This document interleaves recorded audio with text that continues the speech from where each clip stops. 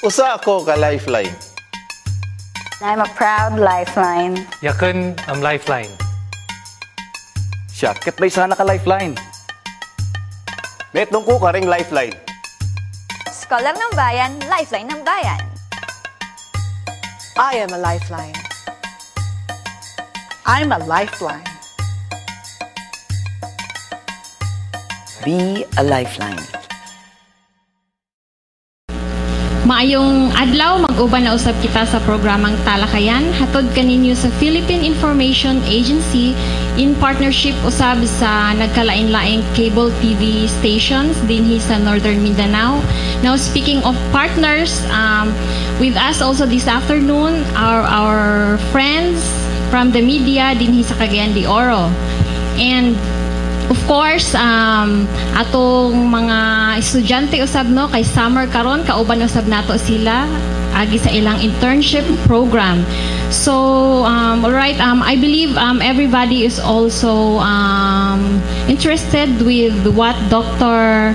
Paraiso has to say. So, by the way, Dr. Paraiso is the program manager of the Philippine Organ Donation and Transplantation Program, or otherwise known as PODTP.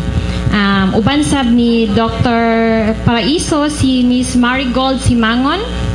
She is a transplant coordinator for PODTP. Yes, Doc, good afternoon and welcome back to Cagayan de Oro. By the way, halos every year gaanhi ang NKTI for the campaign no para mas mapalapad nila ang kampanya kabahin sa organ donation. And yes, Doc, can you share to our media friends kung what is PODTP all about? PODTP, Philippine Organ Donors and Transplant Recipient Program. Okay, so it actually will cover all transplants, and transplants na kay ang donor is a living donor or deceased donor. We have another branch dun sa a sub-office under the PODTP which is dedicated to deceased donation. So yung mga na-aksidente with good body organs, usually brain dead yung mga yon, are encouraged to share yung kanilang organs. Ang pangalan ng office na yon is the Philippine Network for Organ Sharing. So, PhilNOS ang short term for that. So, nandito kami sa Mindanao ngayon, ano? We've been to Davao. Davao will be the home base of an organ procurement organization for all of Mindanao.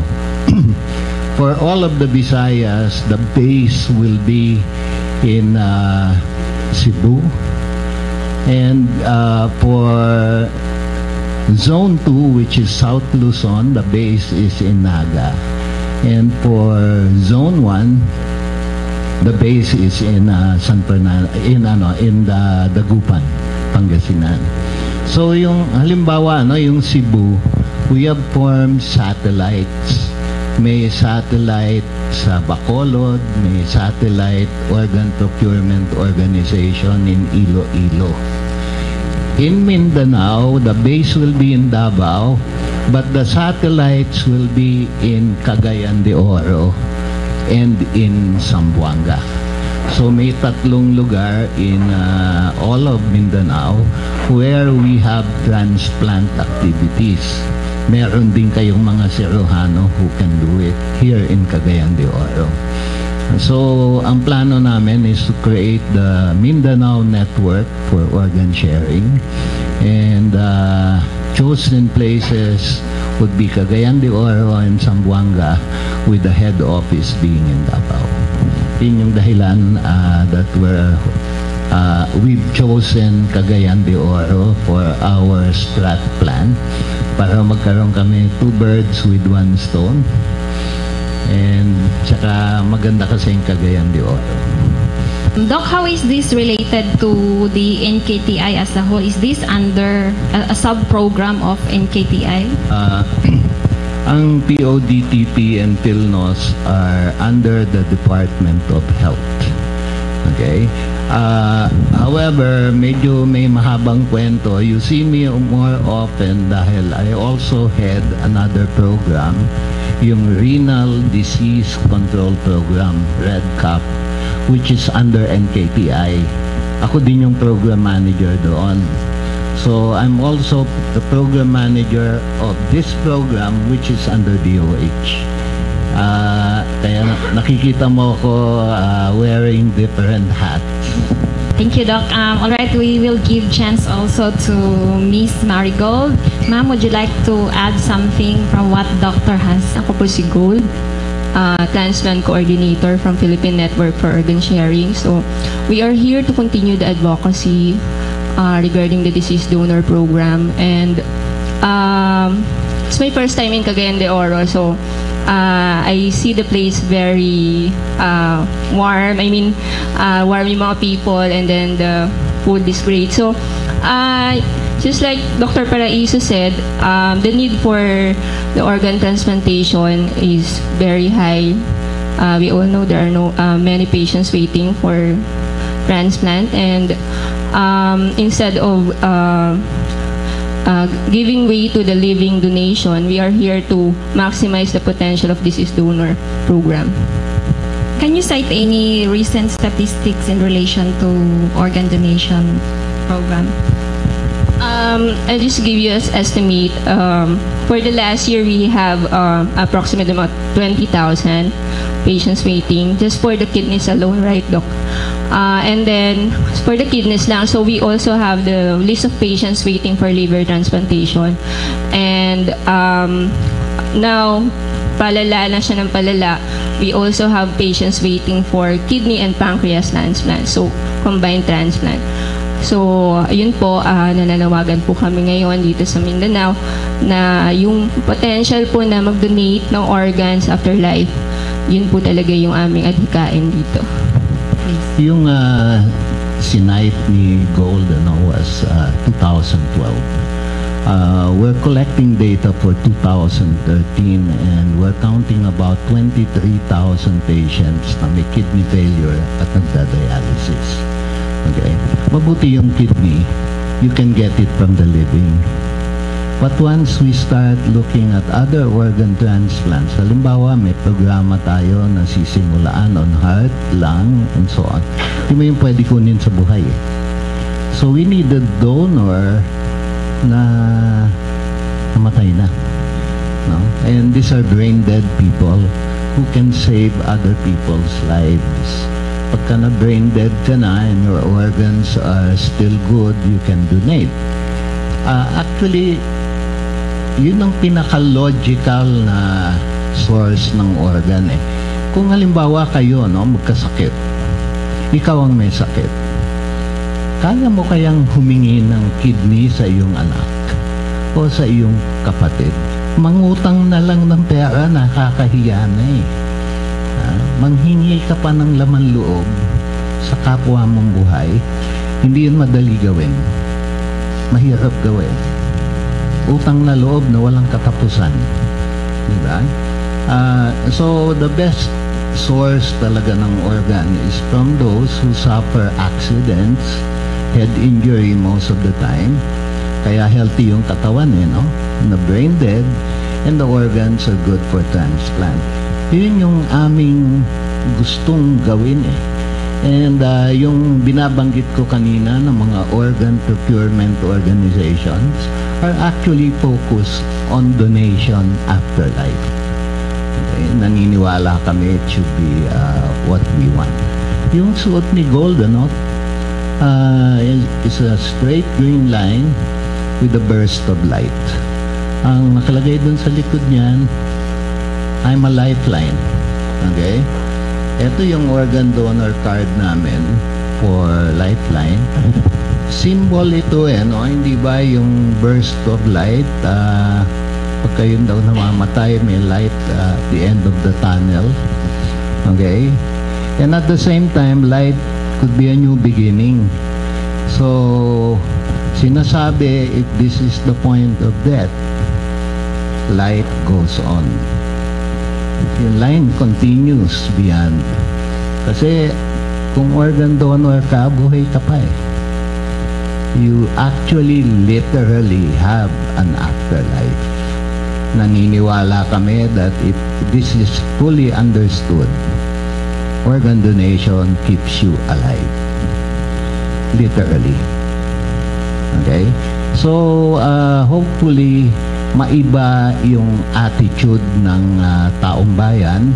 Kasi, halos lahat tayo, pagka walang alam, magdodonate ako ng organ pagkatapos kong mamatay. Kukunin yung mga laman loob ko and so on. It sounds so gruesome, so grotesque, na hindi mo ma-imagine no? But if you look at it, it's an extension of your own life. At the same time, you save another person's life. Kaya tawag namin lifeline no? You continue your line and you save another person's life. Okay? Yun yung ibig sabihin ng line with the light of burst and the line continuing beyond that. Okay? Yun yung aming adhikain. And we say lifeline, ayaw kasi namin tawaging organ donor yung tao eh. No? Tagaligtas buhay siya eh. Yun yung alam natin pagka sinabi lifeline kaya. Organ donation parang ang pangit pakinggan eh. Okay, so we say lifeline ako, ngayong buhay ako, kailangan mong matulungan, kailangan mong masagip sa kung anumang problema, nakahanda akong gawin ito ngayon at kaya ko pa din itong gawin kahit nasa kabilang buhay. Yun yung sinasabi mo. And we want people to actually carry this card. This is an organ donor card. Behind it is an ID-like format. You have your picture, you have your biodata, your contact person, kasi hindi ka na kailangan na namin ng ibang tao after life. Okay, the number of that person so we can call them. And if you sign a card like this, okay, you will be in the national list of potential organ donors. Kung ikaw pumirma nito ngayon at pagkatapos ikaw yung sinawing palad, you get sick and you need a transplant. Intention mo sana ikaw mag-donate ikaw palang mangangailangan sometime in the future. You immediately become a priority patient. Mauuna ka sa listahan. Kasi once upon a time, you signified your intention to help your fellow man and you will be rewarded. In the event, ikaw ang nangailangan. Iba't palang 22,000, sir, is nationwide or Mindanao? Nationwide. Nationwide. Do you have the numbers for Mindanao? 60% of all the patients on dialysis are in 3 zones. I mean 3 areas. Region 3, National Capital Region, and 4A, Region 4A. Yung palang tatlo na yun, nandun na yung 60% ng lahat ng nagda-dialysis. And then it's the rest distributed across the country. Malaki ang Davao, malaki ang Cagayan de Oro, malaki ang Cebu. Outside of the National Capital Region and the 2 other regions, yun yung malalaki. CDO, Davao, and Cebu are among the biggest population of dialysis patients. So, pagka tinignan mo yun, not all of them are good transplant candidates. Madami dyan, napakatanda na. At saka madami sa kanila, may tinatawag na madaming comorbidities. Parang kotse, walang baterya, sira spark plug, kailangan ng overhaul, and even if you change the battery, you still don't have a good car. Diba? So sometimes, even when you are transplanted, it may not really extend life because of other conditions. So, hindi naman lahat yun. We are estimating that half of that population will benefit very strongly from a transplant procedure. Ang pinaka-problema, source ng donor, no? Saka gastos. Ang PhilHealth has what we call the Z package. Para sa transplant, you can get as much as 600,000 if you qualify at saka indigent ka, you need help.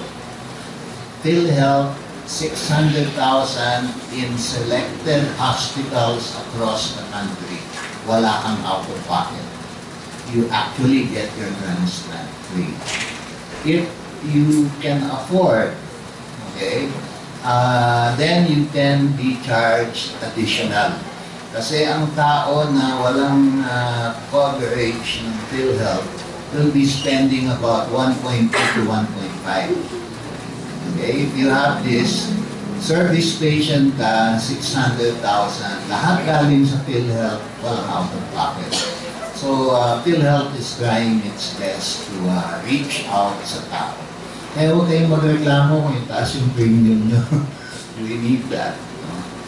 Wala mga panggagalingan yung pera kung hindi yung premium yung binabayad nyo sa PhilHealth.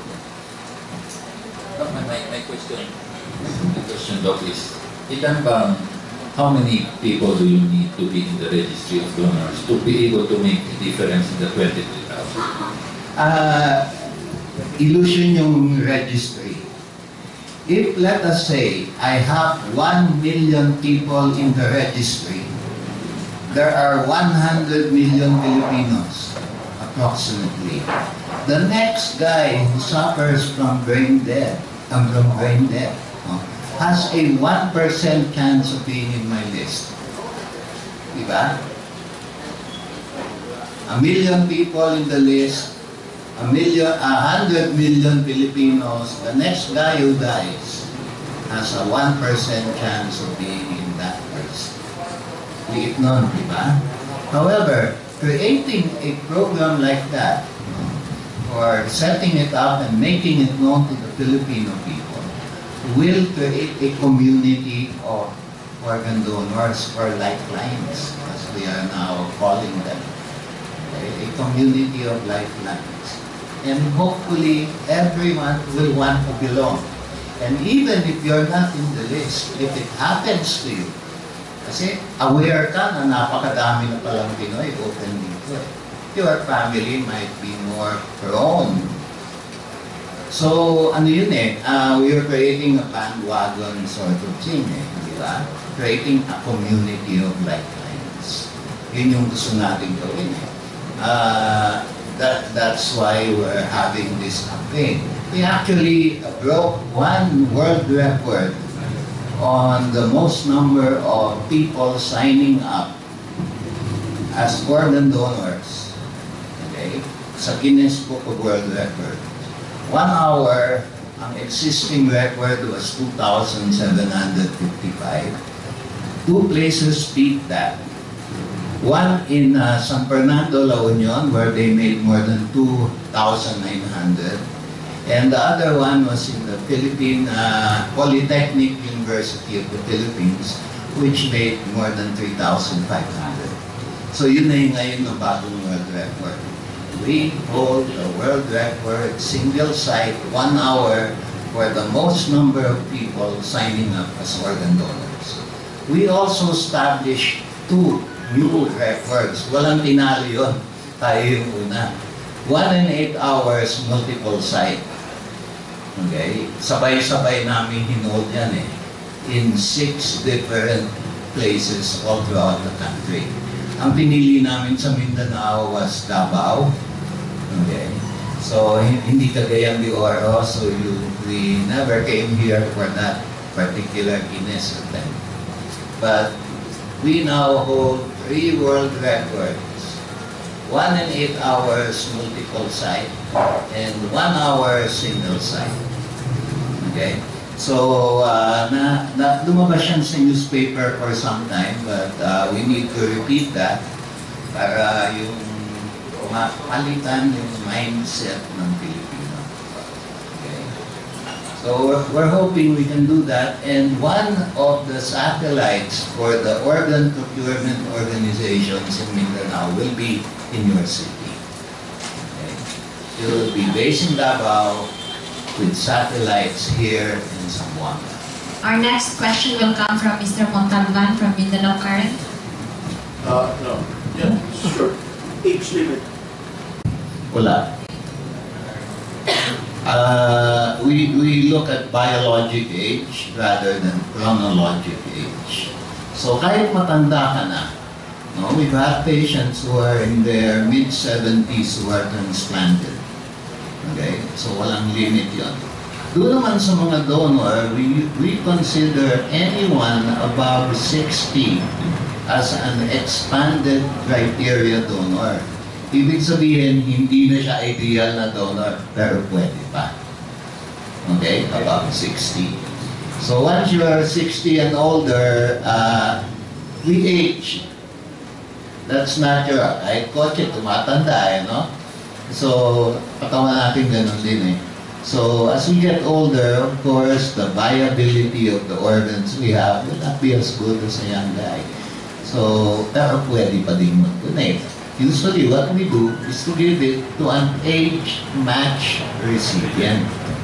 Okay? Matanda, so matanda din na nag-aakay. So, actually, no limit. However, to sign a card, yung card pinakita ko, you have to be 18 because we have a law that legalizes such cards. It is a valid last will and testament.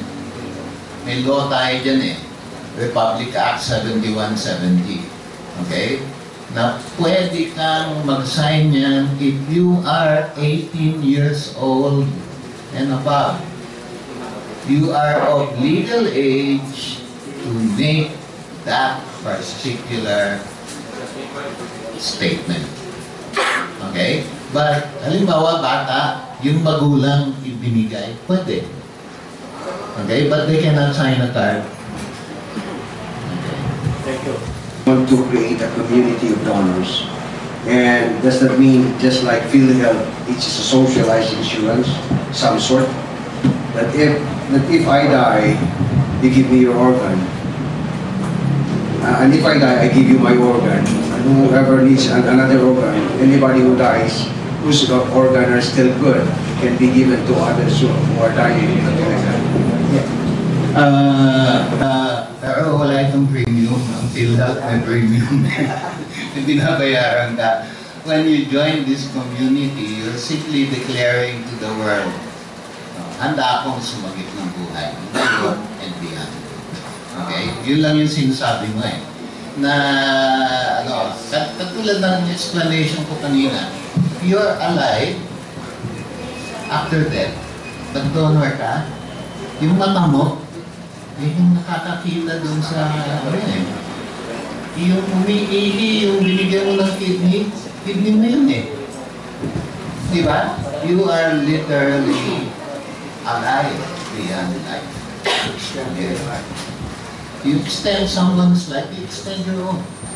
So, Doc, ano ang number one disease that causes renal failure? Okay, pagka tinignan mo yung statistics, magugulat kayo. Almost 90% of everyone who is under dialysis treatment have one of 3 conditions. One is diabetes. Ang tawag din sa komplikasyon ng diabetes is diabetic nephropathy.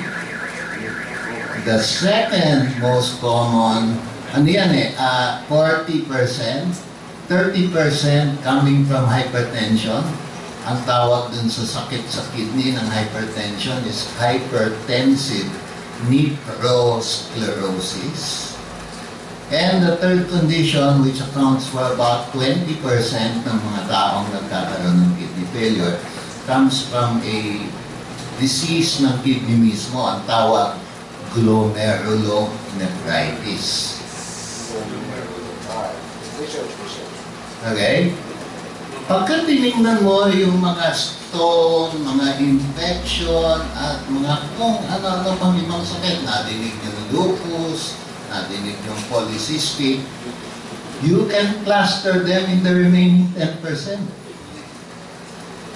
Kaya nga, doon naman sa isang programa na hawak ko, no? Red Cup Renal Disease Control Program on how to avoid getting sick sa iyong kidney. We focus on 3 conditions: diabetes, hypertension, and glomerulonephritis. Okay? Kasi sila yung tatlong killer ng kidney. Okay? So yung mga may diabetes sa inyo, you need to be checked sa kidney. You're hypertensive. Hindi lang puso yan. Check your kidneys. Yung glomerulonephritis naman is a condition that's quite difficult to explain. It's a disease in yung kidney mo mismo may tama. Okay? So, it's not something easy. Yung diabetes at hypertension, kilala nyo lahat eh. But you never thought it was the cause of kidney failure. Iniisip nyo na stroke, na heart attack, na gangrene yung paa, na blood poisoning dahil kumalat infection ng diabetic. Yan yung makilala nyo eh. Can you imagine?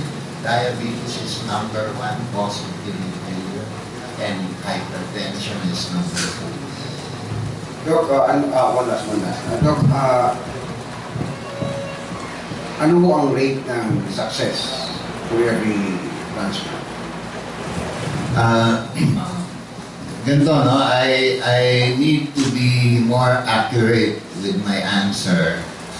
Kasi ang data na papapresent ko sa inyo was sometime 2009 and 2010. Regardless of who your donor was, then the average was about 97% success rate, 1 year. Ibig sabihin, at the end of 1 year, 97% ng mga na-transplant, buhay pa at gumagana yung kidney. Okay? But now that we're having more and more cadaveric donors, yung deceased donors, our deceased donor success rate is lower. We're looking at something like 80. Okay, 80%. Hindi siya, siyempre hindi katulad nung yung living donor, kasabay mong tinatanggal yung kidney, ikaw naman hinahanda yung paglalagyan sa iyo. So, there's no ischemia time, walang storage time. Hindi katulad ng deceased donation. Hinahango mo sa yelo yung kidney. So, they travel pa. Okay, so you can imagine they are not actually the same. Okay. Pero having a success rate na mataas, we're hoping to improve even in that success rate. May isa kaming napansin that may not be comparable with the rest mga developed countries. When you look at the 5 and 10 years survival, siyempre bumababa yan through the years. 97% okay at 1 year. Ano siya at 10? Diba? Ano siya at 5? So you see a curve that can either go down steeply or go down very gradually through the years. In many of the developed countries na malaki yung financial support for their follow-up care, maganda yung kanyang curve. Yung sa atin medyo steep. Although the 1 year says, oh, andyan yung facility mo, okay. Andyan yung doctor mo, okay. Andyan yung technology, okay. Yung long-term care, madaming ibang factors involved. Not only the capacity of the hospital and the doctors and the nurses taking care of you, there is something more behind it. May family support, may environment, so on and so forth. So the long term is not really as good as those who may claim superior results. Pero yung 1 year natin is comparable anywhere in the world. I pledge, but I am a diabetic. Can I be in the card? Yes. Kasi hindi lang naman kidney pwede mo donate eh. Okay? There are other parts of you that are good even if you're diabetic. Hindi siya actually in-encourage ko nga yung mga may sakit eh. Pag ikaw na yung may sakit eh, priority patient. No, actually, we don't do any exam at all. No? For you to say, ako lifeline. No test. All we need is your intention. All we need is your goodwill. Okay? Yun lang. Kahit na pumirma ka dyan, sa dami ng pumirma, no, we have more than 20,000, about 25,000 patients now in the list. Nag-umpisa lang kami last year. Okay, about 25,000 patients in the list. Ilan kaya doon mabe-brain dead? Baka wala pa kahit isa. They probably die of natural causes. They probably die of old age. Okay? So, hindi ko magiging donor kahit kailan eh. So, even if I have 1 million, how many of that million will actually have that opportunity? Konti na po. Sasadyain na.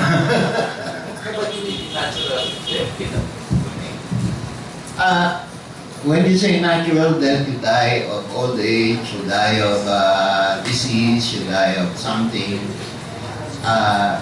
Palagay mo, may mga gagamit doon. Probably very little. Ice can be used. Bone, skin, even if you have other conditions. However, internal organs like your heart, your lungs, your liver, your kidney, pancreas, and so on, may not be ideal for use. Okay? At saka yung namamatay ng natural causes, usually, death is identified upon cardiac death. Pag tumigil na yung circulation mo, the rest of your body dies. Yun namang sinasabi nating donor, when you suffer brain death, there is a short window of opportunity. Bago tumigil lahat ng organs mo, your organs remain good for some time after brain death. Okay? Yun yung window of opportunity na maiklik na kailangan magamit. Before everything else stops, sabihin mo na magdo-donate ka. Okay? Yun yung brain death. And actually, that's something that we need to explain a little bit more as we do this campaign. Yeah, thank you. In every campaign, dami kasing donors, recipient of organs. Can we put a human face, celebrities, well-known people having donated or surviving after receiving organs? Yung mga nag-pledge, madaming nag-aano yan eh. We have one person na yung father niya na transplant and is connected with so many of these showbiz people. Chingay de la Merced, she has a website. At makikita mo yung mga litrato nila kung sino-sino, sila Piolo, Richard Gomez, so on and so forth, saying na kami donor. Okay? It's been done. Minsan, pagka gusto mo lang sadyain yung ano na yun, mahal din eh. Okay? And then yung namang recipient, may may ethical impediment eh. We cannot declare to the world, ikaw may sakit ka na, transplant ka. Yung parang gano'n. Tapos, not very many people would like to go public. I was sick once upon a time. Look at me now, I'm healthy. I had a transplant. There will be people who would be willing to do that, but celebrities and political figures will probably hide it. May dahilan para huwag nila sabihin na ganun sila eh. Okay? So it might be difficult for the recipient. Yung donor naman, yung mga deceased donors, halimbawa, these are people who are dead, who will appear. Lalabas mo yung picture niya, buhay siya, or let's say the family. And we've been doing that. Can you name even those who have died who are well known? Can you mention some? Wala pa kaming celebrity na nag-donate eh. Meron na tayong mga celebrity, political figures, so on and so forth, mayayaman and all of that, na naka-receive. But they will not want to be publicized. Sir Bong, your question, please. Kung sa application ba, meron ba form na kinilapan mga voluntary? Yes. Ano obligation nila? No obligation, no test. Sabi ko nga, hinihingi lang namin your willingness and your goodwill. Okay? That's all we need. And we hope you never die that way. We hope you die of old age. Okay? Pero, syempre, meron pa din talagang ma-aksidente, ano? May violent death and so on. And if ever it happens to you, or dun sa iyong pamilya, na ikaw pumirma ng card, yung kapatid mo na aksidente, hindi ikaw, baka alam ng buong angkan mo. Di ba? At nung nangyari sa kapatid mo, kahit na hindi siya pumirma ng card, sabihin ng pamilya, katulad ni Kuya, gusto din yan. Di ba? Parang gano'n. So, pwedeng ano eh, it helps. Okay? It helps in the long term, in a broader sense. Kahit na ikaw hindi maging donor ever in your life. Was partially answered a while ago, but I'm gonna ask it anyway. Suppose I'm a what do you call that? Lifeline. A lifeliner or lifeline. Are there other circumstances that that I can donate my body organs aside from being brain dead? You can actually donate your organs during life. Okay? However, yung pagbebenta, ini-discourage natin yan.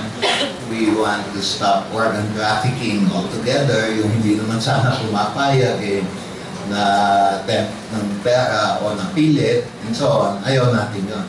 But for you to donate, that means someone you love got sick. We hope not. No, I'm not organ selling, no. What I mean is that, for example, I'm a lifeline. Then I'm still alive, but I have an illness that is a hopeless case. So since it's already certain that I'm gonna die, so can I just say, okay, I'm gonna die anyway, bibigay ko na. Ayun. Something like that. Hindi kita masagot kasi hindi pa namin nagawa.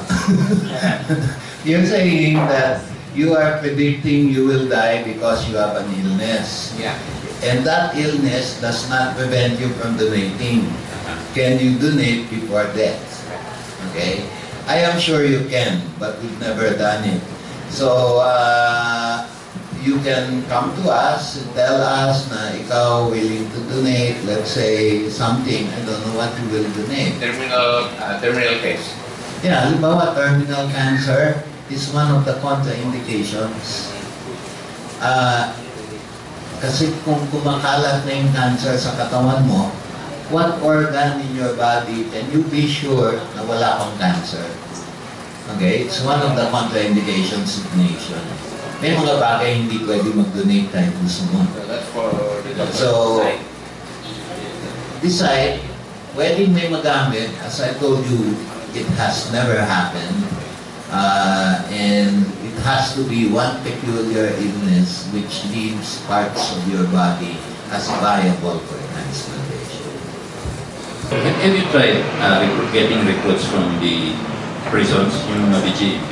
Mataas ang chances ng violent death dun to. I mean, we're talking statistics here.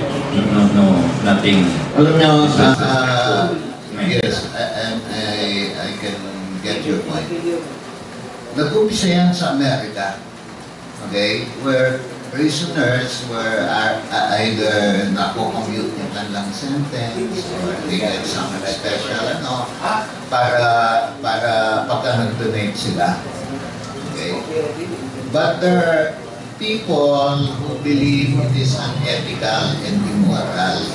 Kasi no choice daw yung prisoner. It's like they are captured audience and anything you dangle in front of them that prevents them from being hanged.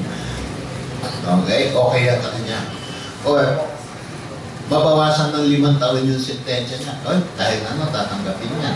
So they probably are incapable of a free choice. Kasi kung di siya nakakulong, di siya magdodonate. Diba? Parang ganun yung idea eh. The only reason they're donating is because they're in prison. Okay? Ganun din yung concept sa mahirap. The only reason kaya magbebenta yan ng kidney kasi mahirap yan eh. Patamain mo yan sa loto. Tingnan natin kung mabili mo kidney. Okay? Something like that. So parang no choice. Diba? Yun yung idea nung eh. So when you have a prisoner, na-ban yan in the United States. We used to practice that in the Philippines. And since it was banned in the US, we don't do it anymore. Second, there is an order that was issued some years back that no prisoner may donate during life. After death. After death, kailangan barilin mo sa ulo eh. Yung ating execution is electrocution eh. Or lethal wala kang magagawa doon. Hindi mo magagamit yun eh. Sa China, ginagawa yun, prisoners are shot. Nakaluhod yun. Kayo po. One bullet at the back of the head. Patipid yun ha. Isang bala lang eh. Pwede. Ayun, nagdodonate yun. But actually, ang daming nag-iingay sa mundo, immoral daw yun, unethical, and they want it banned. Okay? I don't know. I actually disagree. Kung execute mo din lang, why would you prevent the organs from being used?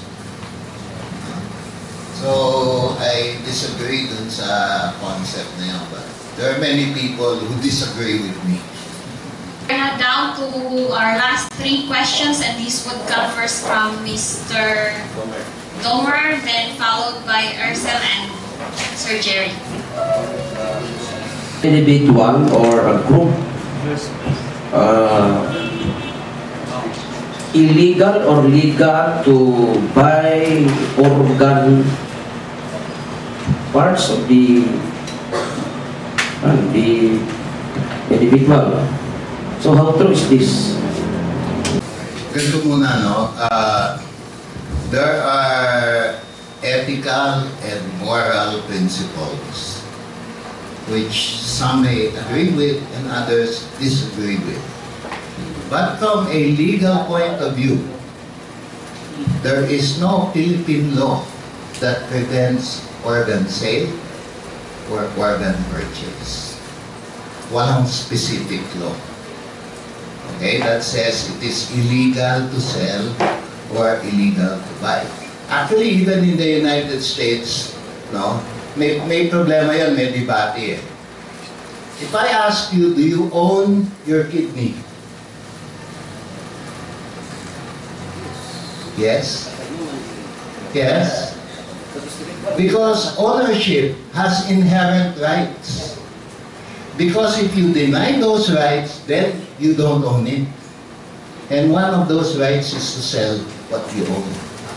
Diba? So yung America is silent on the ownership of the body. Kasi pinagbabawal niya yung organ sale. May law specific in the United States.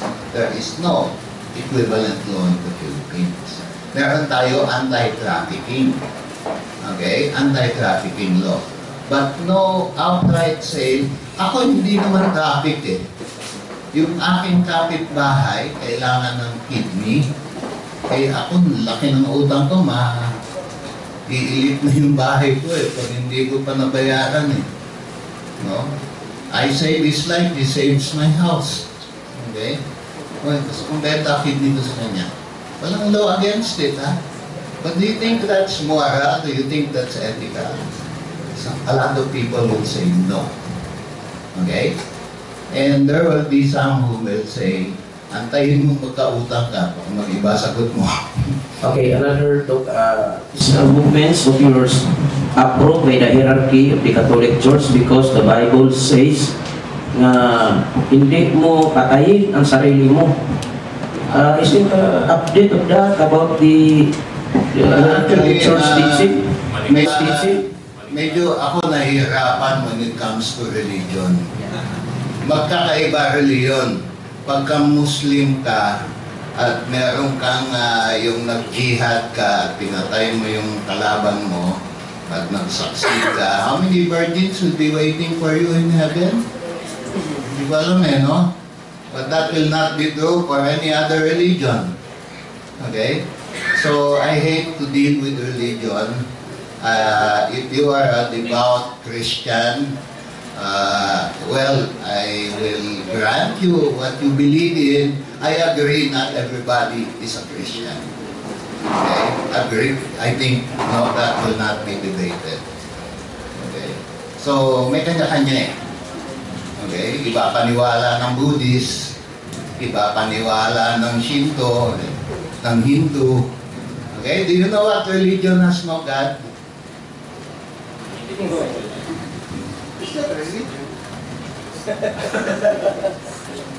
Do you know what religion has no God? Buddhism. Buddhism, yes. Has no God.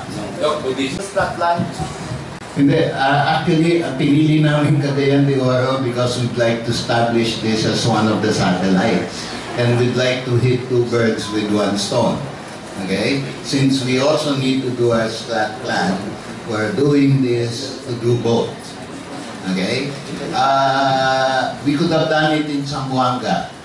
Pero ang tingin ko, mas maganda ang Cagayan de Oro yung unahin. Kaya ko dahil without any reason? Hindi, ang reason namin is to establish Cagayan de Oro as one of the organ procurement satellites of Mindanao. Okay? Kaya kami nandito.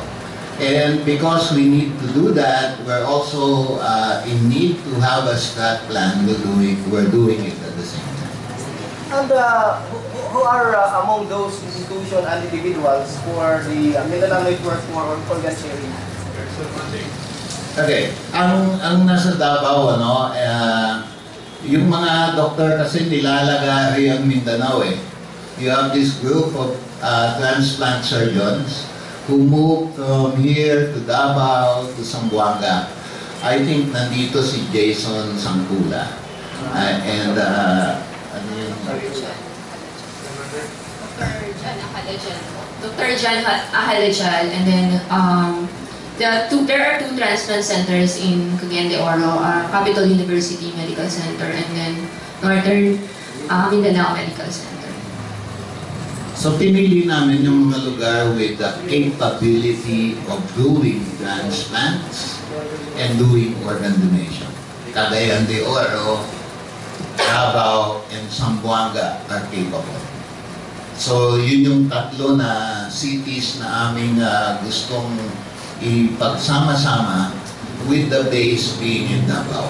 Siya pa din ang pinakamadaming dialysis patient at pinakamadaming transplants na ginawa. Okay? The neighboring city sa Tagum is also active in transplantation. Malapit lang sa Davao yun, sa about an hour away. So yung area na yun, Digos, Tagum, and Cagayan, and Davao cluster active. Talakayn de Oro, active. Zamboanga has done two or three transplants recently. Last year, the last 2 years.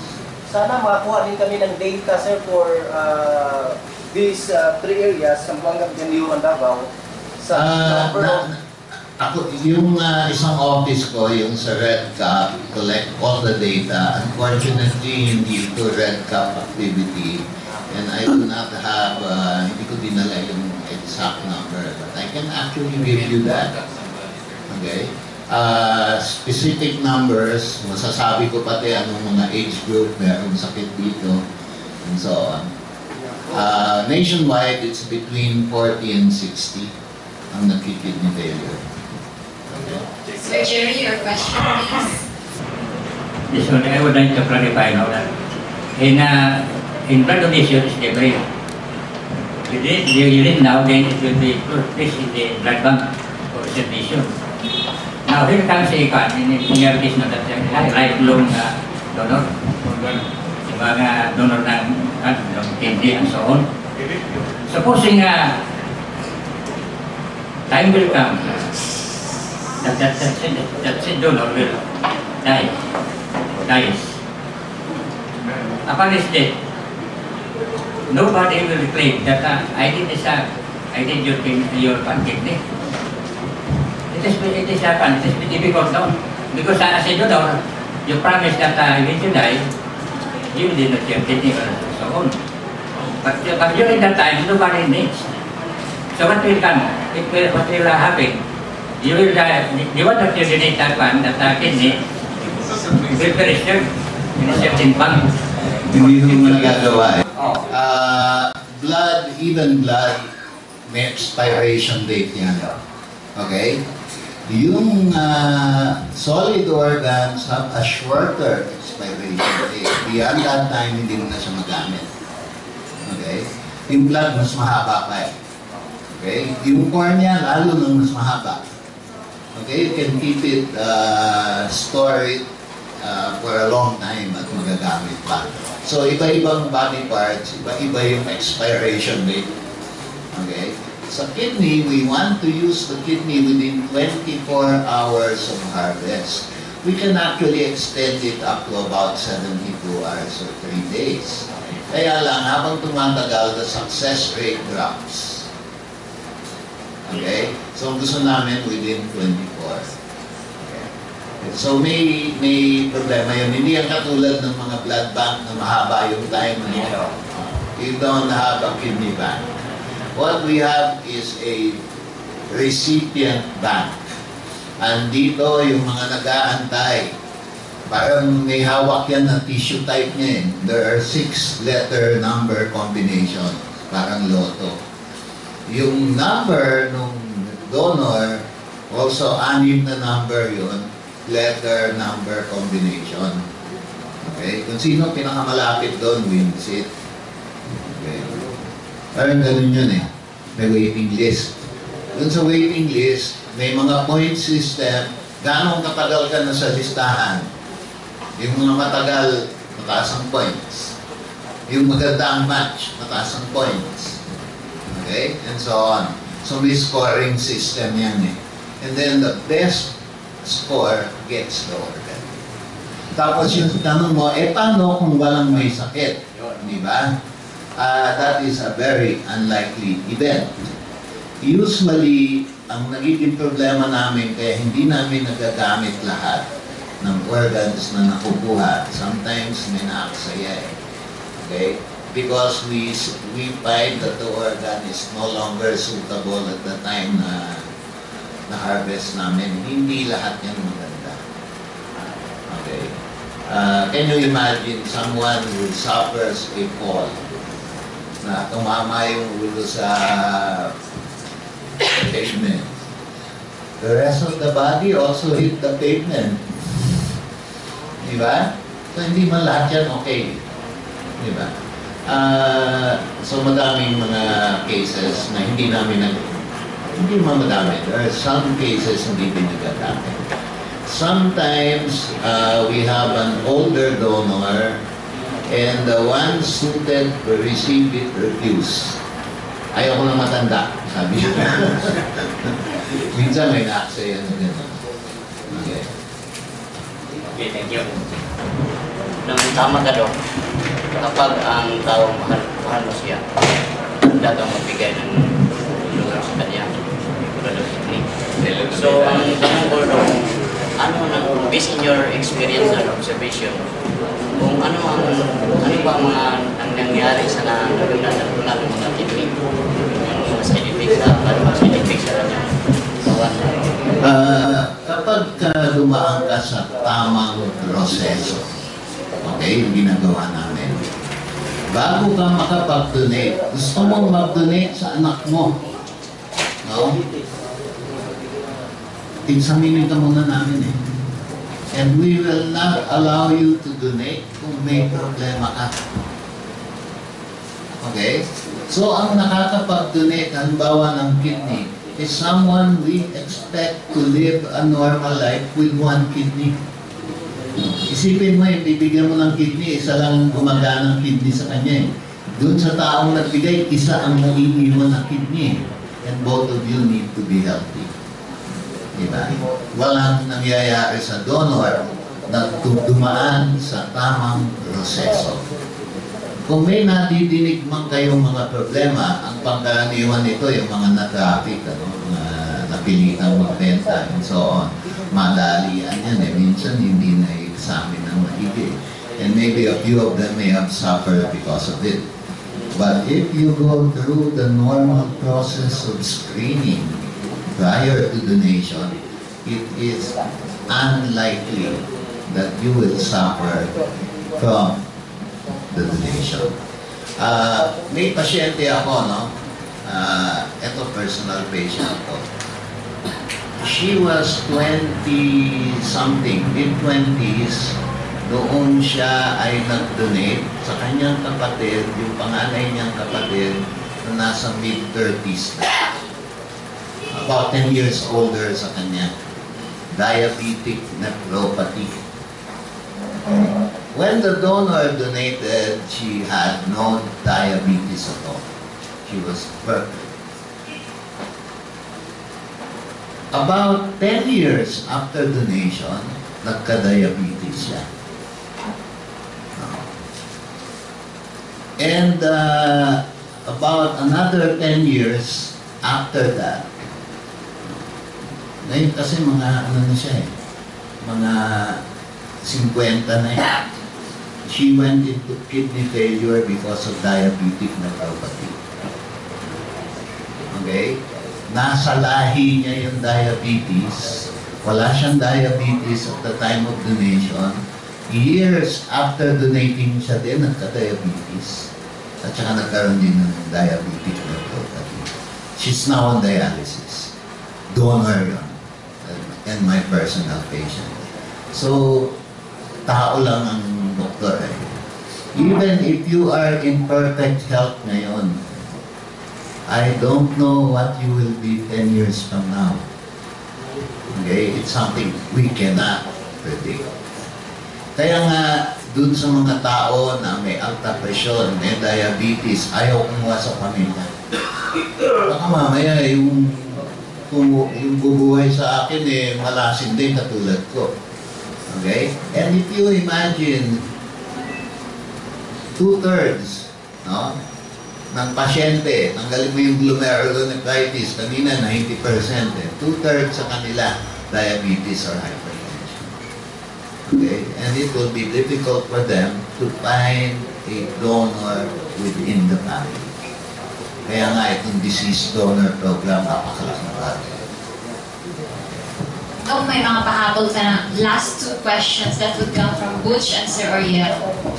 This is one of the processes that would prolong renal patient. So what's the difference between transplanting and dialysis? Puro naman sila nagpo-prolong ng time ng pasyente. Very good question. Actually, you have to see patients on dialysis. They have to go to dialysis center, ideally 3 times a week. They stay attached to the machine for 4 hours every time they go there. May preparation time yun, alis ka ng bahay para magpunta sa center. Pagkatapos ng treatment, uwi ka, malamang may isa ka pang kumpanyo na kasama. Kaya hindi ka pupunta doon mag-isa. Can you imagine the time that's lost? Plus, the lost opportunity ng bantay mo. Okay? Second, anong survival ng patient? In the United States, only half of the patients live beyond 4 years. Sa Pilipinas, only half of the patients live beyond 2 years. Okay? Eh yung transplant, 97% pa at 1 year eh. We're doing about at least over 50 at 5 years. Although medyo malaki yung drop after that, we're probably at about 20, 30, and 10 years, which is not a good number. It should be higher. Okay? So yun yung statistics. Next, quality of life. Ang transplant, makikita mo kung saan-saan, back to work, back to productive life, can make babies, whether male or female. Okay, yung nagdadialysis hindi kaya. So, quality of life, very different. So, kahit na they just live the same length of time, but quality will be different. Okay, so, malaking bagay ang transplant. And it's definitely the treatment of choice for end-stage organ failure. Anyway, my question is yung 600,000, 1.2, aabot ng 1.5 ko private, PhilHealth yung 600. Ba't umaabot ng ganong gasto? Kasi mura sa Pilipinas. Pagpa-transplant ka sa Amerika, it costs you maybe about 10 million in pesos. Okay? Pagka nagpa-dialysis ka sa Amerika, you will probably be spending between 160 to 180 US dollars. Okay, so parang gagasta ka mga 8,000 na 7,000-8,000 pesos. Bawat dialysis, ang average cost natin 2,500. Yung transplant ko, sabi mo sa PhilHealth 600, kung private, walang PhilHealth, abot ng 1.2, 1.5 million. Wala nang dialysis nun. Transplant niya. Ba't umaabot ng ganon? Di ba libre yung donation? Hindi, ito yung yung pagka ikaw nasa PhilHealth package 600, C package, at ikaw service patient, selected hospitals in the country na may agreement with PhilHealth will not charge anything more. Libre na yung tao. No? Walang professional fee. Okay? May professional fee yung 1-2. May tubo yung ospital sa 1-2. Bayad ka ng kwarto, kung ano-ano, depende kung anong gusto mo. Diba? Dun sa pay. Dun sa service, pagkakasyahin ng ospital yun. Saka walang babayaran, doktor. Kaya siya na ibababa. And not every hospital is willing to do that. Okay? So may mga accredited hospitals ang PhilHealth for the C package. Not any Tom, Dick, and Harry of a hospital will be allowed to do that. Okay, PIA. So, ano ito eh, you have to reach out dun sa medyo mahirap na pwede pang mabuhay eh. Di ba? Lalo na kung ang potential nila to be rehabilitated and return to productive life. Gusto mong gawin yun eh. No? If PhilHealth had been richer, maybe it can take professional fees. Di ba? Para dun sa mga ganong kaso. So, maybe, we need to create a national health insurance that is more capable than what we have now. Hindi ba sabi nila, pagka sa Amerika ka nagkasakit, wala kang out of pocket, libre dialysis. Kalokohan yan ha, hindi yun libre ha. Binabayaran yun ng Medicare ha. Somebody pays for it. Okay? Kung ang PhilHealth gumanda at yung dialysis mo lifetime, ngayon 45 treatments a year lang ang kaya ibigay ng PhilHealth eh. Kasi hindi siya ganun kayaman eh. No?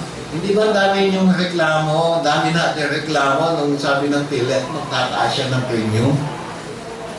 Galit tayo, hindi ba? Hindi kayo pwede magtaas, pero kailangan dagdagan yung benepisyo namin. Saan kaya ako kunin? Imposible eh. So we need the political will and to cooperate. Dun sa mga ganong bagay, simpleng logic, we're creating a national pool ng finances para sa mga magkakasakit.